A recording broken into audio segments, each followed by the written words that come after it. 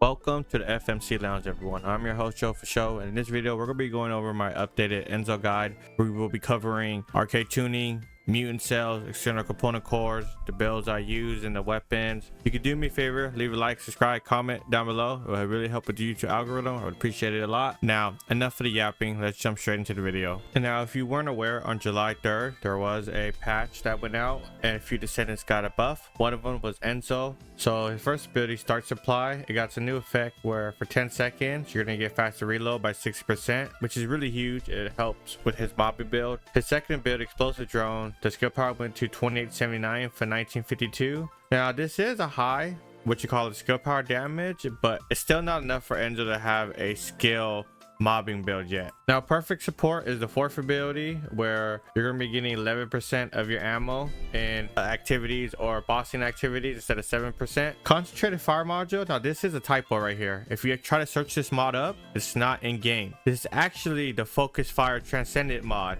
and the reason why you could tell, if you equip the Focus Fire mod in game, you will see this skill power right here for your second ability. So just remember, this is a typo. This is Focus Fire Transcendent mod. And when you have that equipped, your explosive don't even get more damage. It goes 3241. So if you run a Transcendent mod, you will get more than just this base, but this is no Transcendent mod. Now, even with running Transcendent mod and getting this much, it's still not enough for a skill power build.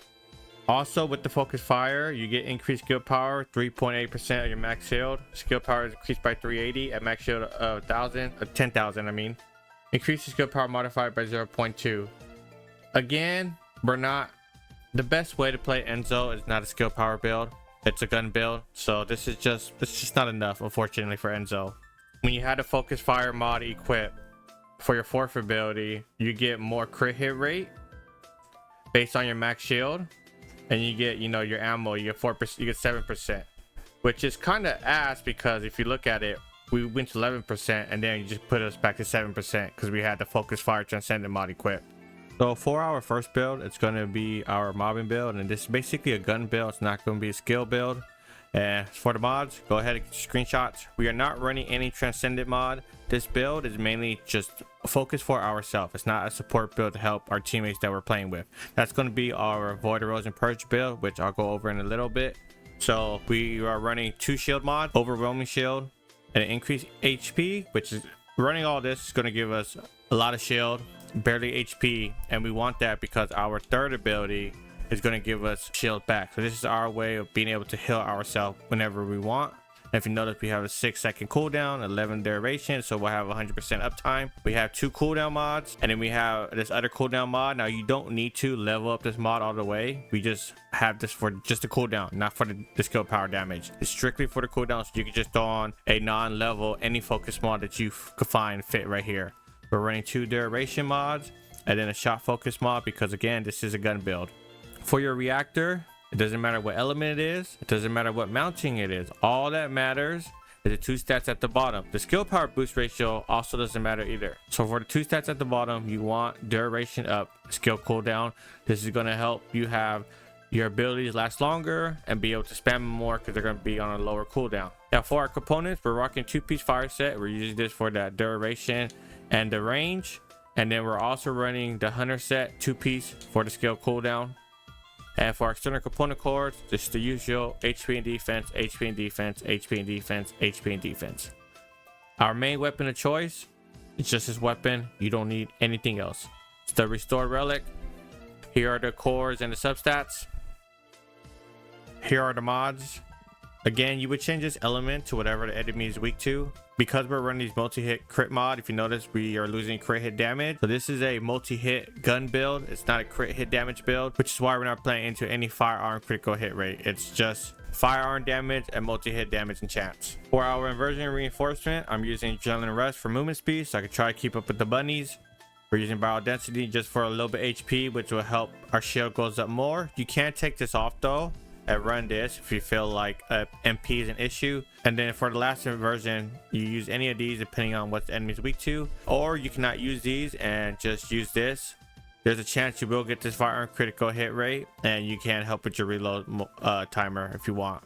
For our arcade tuning, this is the route that we went because it is a multi-hit damage gun. We want all the multi-hit stats And we also wanted to come up here to get this enhanced firearm, this other enhanced firearm, and these extra rounds. This is going to help you have 100+ rounds for in the reserve for your restored relic. You will never run out of ammo. It's never going to be an issue. Now here's a quick little gameplay of me showing you how this build works and everything.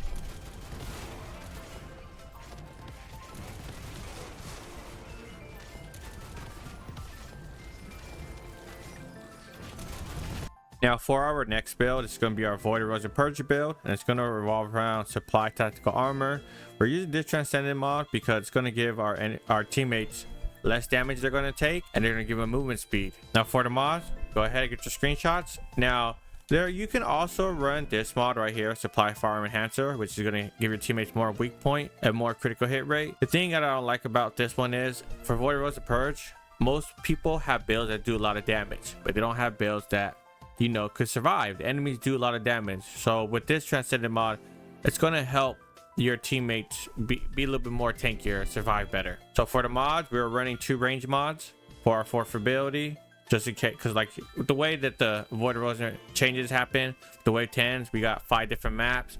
They're kind of big now compared to the one that we previously had for the wave 30 only. So that's why we're running 2 range mod. Again, you can take this off if you want, put something else on. It's totally up to you. I'm running 2 HP mods, one with a little bit of duration, 2 cooldown mods, 2 skill cost mods to help us, you know, spam our ability just in case mana becomes an issue, and then 2 duration mods.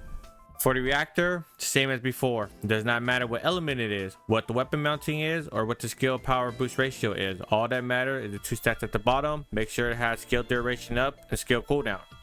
For our component core, it's the same as before. We are rocking the 2-piece firebrand set, so we can have that skill effect range and duration. And then we're rocking the 2-piece hunter set for the cooldown. And for the external component core, same thing: HP defense, HP and defense, HP and defense, HP and defense. Now for our weapon of choice, we're using Restore Relic. This one's a little different. The only thing that changes is we went chill route instead of the fire route. So here are the cores and the substats. And then here are the mods. Remember, you change this element depending on what the enemy is weak to. For wave 10, the Void Erosion Purge, they are weak to chill, so this is why we're rocking chill. And then for our last dagger, we're using the chill last dagger stats. Here's the cores and substats. And then here are the mods. And remember, wave 10, they are weak to chill. Legion of Darkness, this is why we're using chill elements. For our version reinforcement, same as before.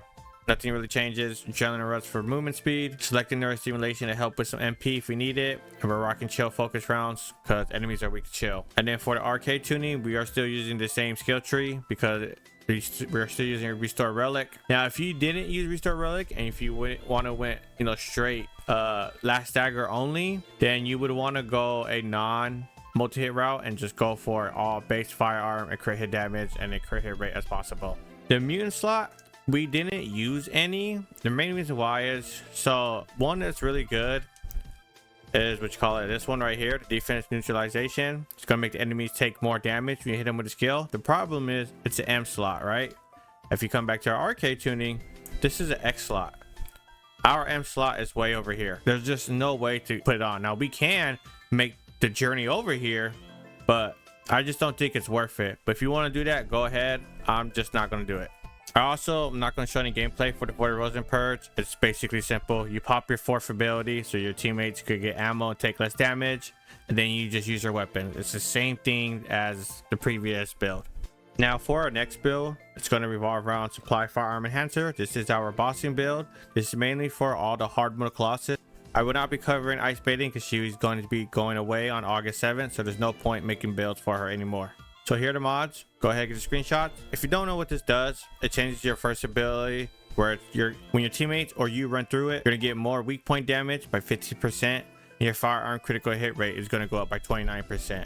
You can also stack that with your 4th ability, which is going to give you 20% more firearm attack and 20% more firearm critical hit rate. Now for the mods, we're running 2 HP mods. This one has a little bit of duration.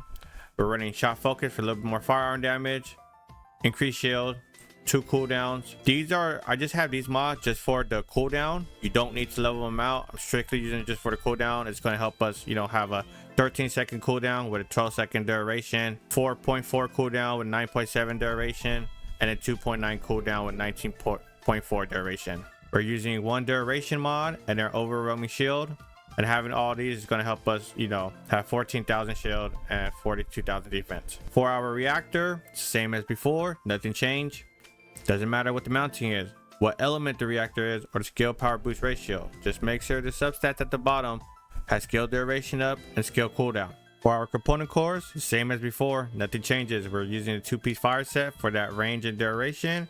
We're using a 2-piece hunter set for the skill cooldown. And external component cores, HP and defense, HP and defense, HP and defense, HP and defense. For our weapon of choice, there's multiple weapons you could use for bossing. You could use Last Dagger, you could use Grave, Reverse Fate, or you could use ATAMs. For the Last Dagger, here are the cores and the substats. And then here are the mods. You would change these elements to whatever the enemy is weak to. Here's our Grave, Reverse Fate, and here are the cores and the substats.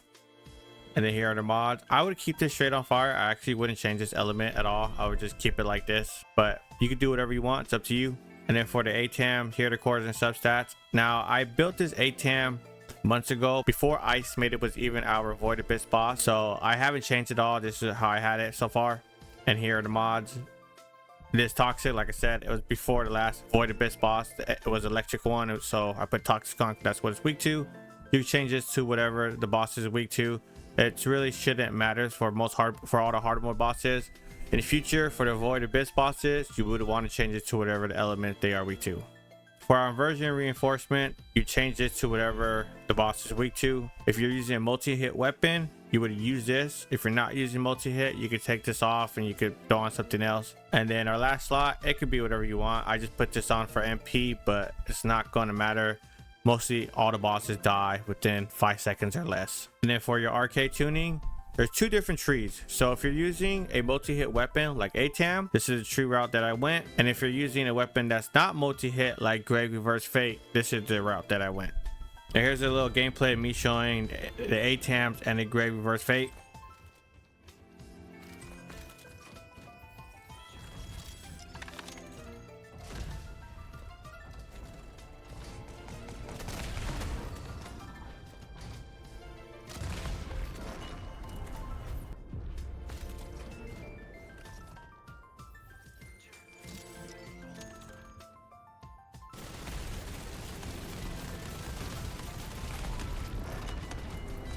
Now, if you need a reactor, because it doesn't matter what element it is, all you need to do is go to your junk filter, set it to, you know, this right here, and then press apply, and just go farm Sigma, and hopefully it drops for you. That's like the most efficient way, because you're gonna be doing Sigma. You get the mutant cells, you're gonna get your external component cores, you're gonna get just a bunch of other stuff, you know, so whatever you need. So I would recommend just go do that for a reactor farm. But that's gonna be it for the video. I'm sorry that was short. There's not that much you can do with Enzo in the game at the moment. Hopefully that changes in the future, but hopefully this guide helps you decide on what kind of build you want to make for Enzo. On that note, I'll catch y'all in the next video.